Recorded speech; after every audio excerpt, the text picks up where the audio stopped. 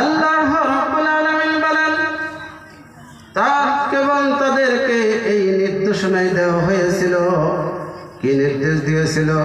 ইল্লা লিয়াবুদুল্লাহ, আমি আল্লাহর ইবাদত তারা করবে আর আমার দ্বীনকে একনিষ্ঠ করবে, সালাত আদায় করবে আর তারা যাকাত আদায় দিবে। যালিকা দীনুল কাইয়্যিমা, এটাই হলো সঠিক দিন।